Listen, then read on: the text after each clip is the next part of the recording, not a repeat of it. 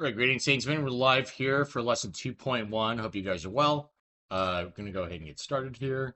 Um, Trying to see if there's anybody who has any questions in the chat, but this is a pretty short lesson. Uh, Continuing on from our lesson in class where we worked on that packet regarding conditional statements. I want to go over some of the basics with conditional statements.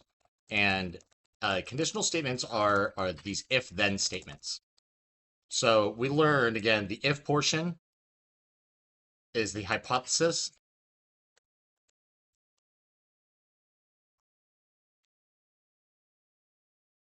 And we call the then portion the conclusion. All right. So what does that mean here? We're gonna take a conditional statement. I've been using this one for years.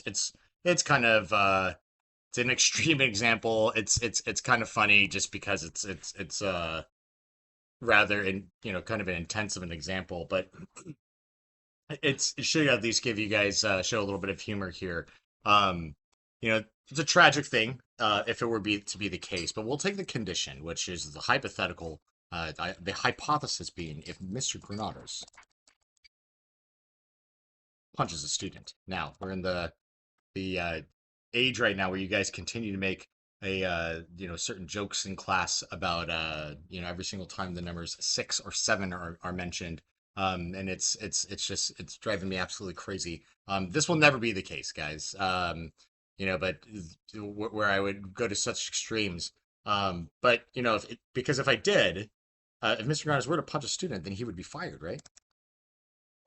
So that would be the conclusion to that. So, you know, it's immoral, it's illegal, it's awful. So this is why we go here. So to give this example, but these outcomes though we have to consider in regard to truth, because there's a few ways we can manipulate these statements. Again, we have this statement right here, the hypothesis, punching the student, right, Mr. Granados. This is going to be statement P. And if we have an if P, we learned this in class.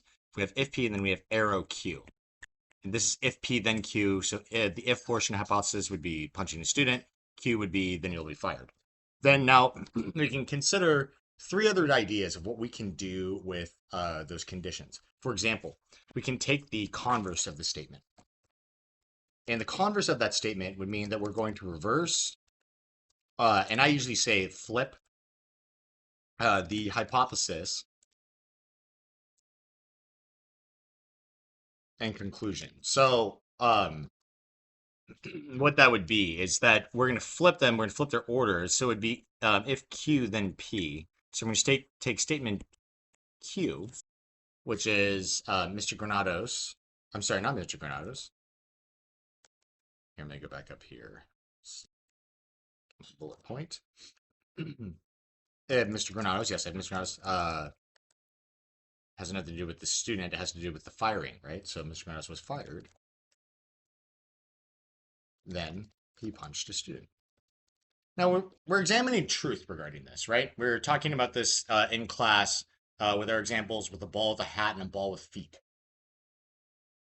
We were able to find the conclusion of whether or not it's true. Now, the first statement, Mr. Granados were to punch a student, he would be fired. That's absolutely true. But if we take the converse, it's false. If Mr. Granados was fired, then he punched a student. Now, there's other reasons Mr. Granados could be fired, right? It could just be gross negligence. Mr. Granados could be terrible at math, right? There's other reasons for termination. So it doesn't have to be contingent upon merely that initial hypothesis. So, moreover, let's go take a look at what the inverse is. So the inverse means that we're going to negate the hypothesis in conclusion. Now we learned what negating was in class. Negating was when we did the squiggle P, right? Arrow, squiggle Q. The squiggle meaning not. So statement P, Mr. Granados punches the student. So if Mr. Granados does, I'm going to capitalize this, not punch a student, then he will not be fired. How low does the bar really have to be set, though? Right? I mean, like that's not the only.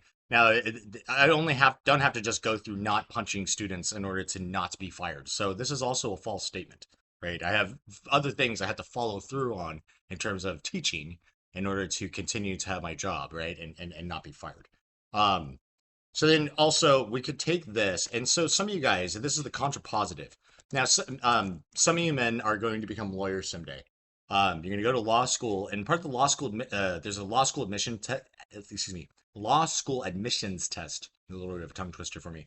The LSAT. In that exam, there's sometimes a conditional statement that you'll read and you're trying to examine its truth and see whether or not that is true. When you take this contrapositive, it usually becomes more apparent. It's actually kind of a neat trick logically. So we're going to reverse and negate the hypothesis and conclusion, which means it is the converse and inverse simultaneously. And of course, you guys know the word simultaneously. You play a lot of video games, right? Hit the two buttons simultaneously. As I noted, it is the logical equivalent of the original conditional statement. The way we write this guy out. So we're going to take and flip it and negate it. So not, and instead of not, we started with if P, then Q. So it's if not Q, then not P. How would we write that?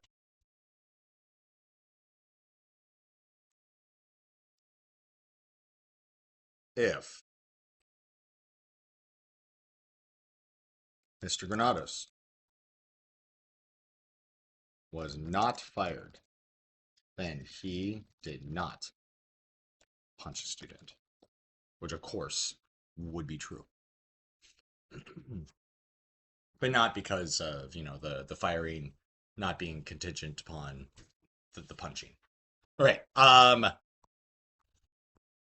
of a dark way to start this lesson, guys. Let's go to actually one of my favorite things. I talked about in class how we have various heroes and so forth in different disciplines. One of mine is a mathematician named Carl Gauss. Gauss is famous for it's called the Gauss's magic number or his magic equation. Geez, I struggled here to write these numbers in order. Effectively, what it is it's a arithmetic summation. So we can take the sum of however many numbers. So the reason supposedly Gauss was like about 8 years old when he came up with this, and what happened was, as any 8 year old who's just trying to get through their work as quick as possible. We talked about this in class. Like sometimes we like to skip around a worksheet because we're just trying to move as quickly as possible and get done with our work when we were little as kids because we just want to go and solve a problem or do our work so we can go and play. Um, or just move on with things. So Gauss is a little kid, super smart guy, and he was given this project from his teacher to go and find the sum of the first 100 numbers. Hey kid, go add up the first 100 numbers. And they thought we'd keep him busy for a little while.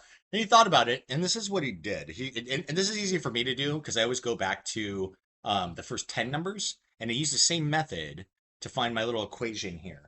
And here's what he did: is I already know the number answer is 55 here. And what we're gonna do is this: we're gonna pair these up. We're gonna say, okay, well we have 1 and 9, right? 2 and 8, and these are numbers I can add together because they're all going to have a sum of 10, right? 10, 10, 10, 10, 10. That's going to be 50 plus 5 more is going to give me 55. Also, we could think of it another way because people can add 10 really well. But what if we did it like this? What if we were to match first and last, then the next one, and then the next term in? You guys notice it's the same sum each time, right? 1 plus 10 is 11, 2 plus 9 is 11, 3 plus 8, 4 plus 7, and then 5 plus 6. Well, all those are 11. How many times or how many pairs did I have? I have 5 of them. 5 times, right? Those 11 sums of 11, 5 times 11 being 55. So Gauss used a similar sort of idea in order to calculate his sum of numbers. He is credited with this. These are what we call the figure-it numbers. So give you guys kind of the same pattern here.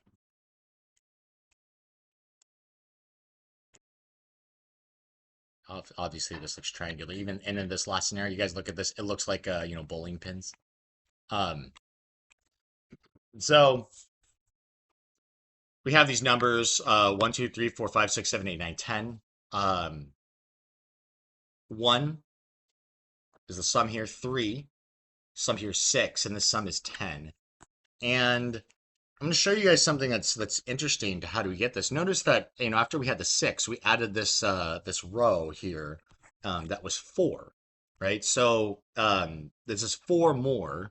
And what we're going to do here is I'm going to show you guys, we can make a little table. So n being the term number, right? So this is my first one.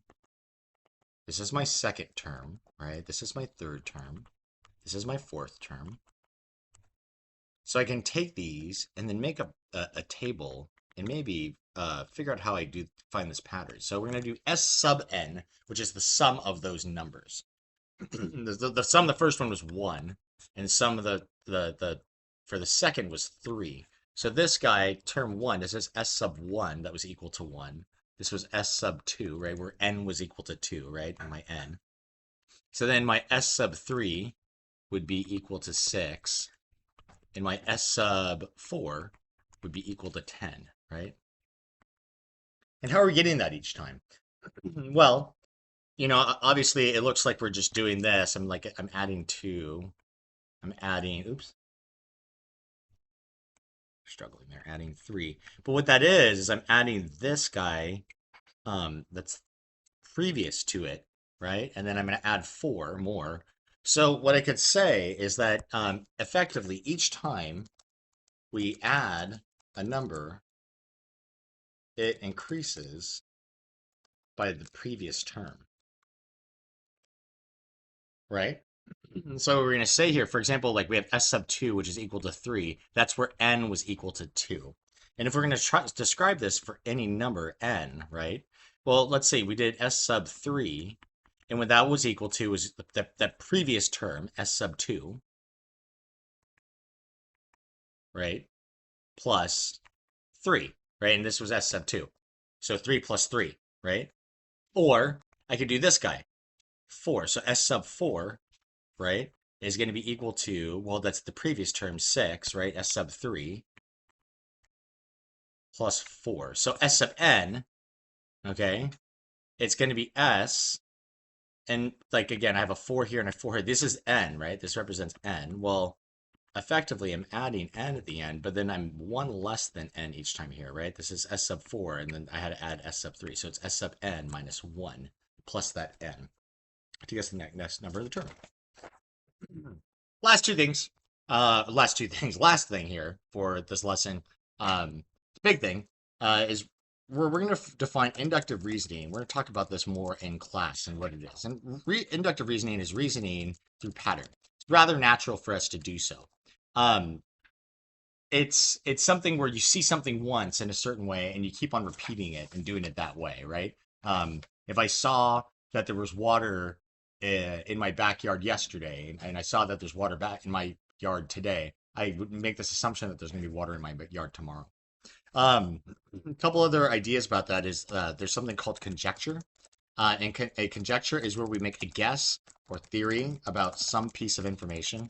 So we'll typically make some sort of conjecture about what we think a pattern is, and then we have to verify that through testing it until we find potentially a counterexample.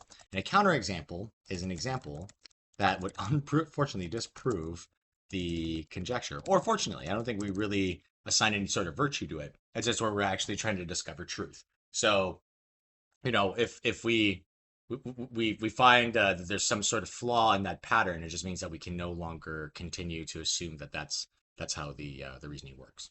So that's it. That's all I got for instruction for you guys. I will see you in class.